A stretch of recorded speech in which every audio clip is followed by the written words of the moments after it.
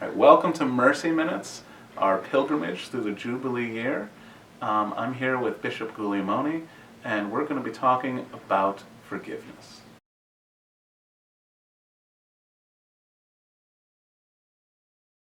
Well, I think it's important to recognize that we are who we are as a redeemed people because God has exhibited with us and offered to us a tremendous sense of mercy and forgiveness.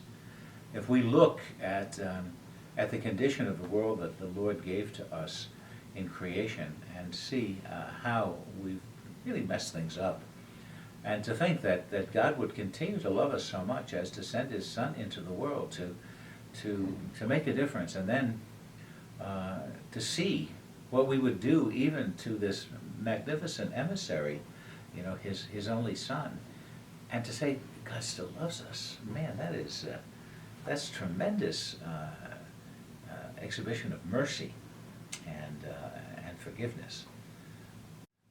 And so when we first of all are willing to accept that, that becomes part of this Jubilee year that we're celebrating, to accept the forgiveness and the mercy of God. But that's only one side of the coin. The other side of the coin is that we're called to deal with each other in the same way that God deals with us. And I guess the questions we have to ask in terms of this month's theme of forgiveness is, how willing are we to forgive others who have in one way or another either rejected our love or have hurt us in one way or another?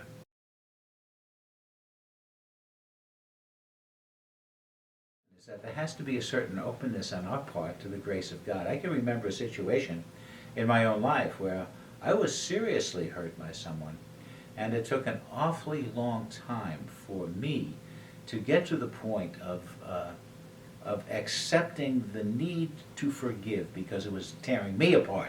It was like a cancer in myself. And I think that's what a lack of forgiveness in us does create. It creates all kinds of problems within ourselves. And I can remember when I came to the point of saying I have to forgive, my prayer was, Lord, I can't do this, but help me. Help me to forgive. And eventually, with patience and trust in the grace that God would give me, that forgiveness came. And I can remember it was a very moving moment, because when that forgiveness was expressed, it was a beautiful moment. And then the person with whom I had the difficulties was killed in an automobile accident only 3 months after that. And I was saying, my goodness, God's grace was so powerful and so helpful to me, because I was really, really very much impressed with the fact that I came to the point of forgiveness.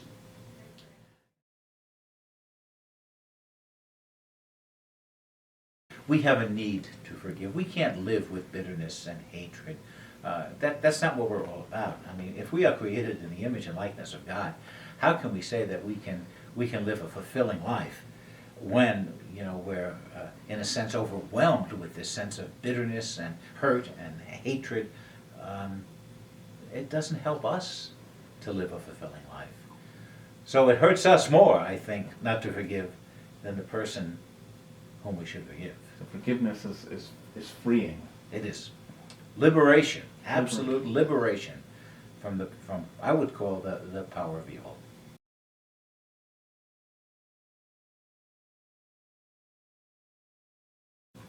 Well, certainly it is almost what you would call a guarantee of God's forgiveness, because the Church has been given that authority to do so.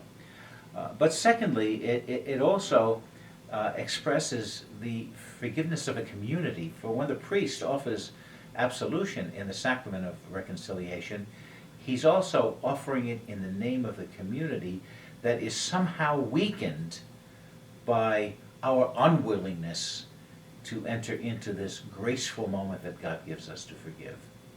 So I think the sacrament is a very powerful sacrament, especially for those things that are so deeply embedded in us, those hurts that are there.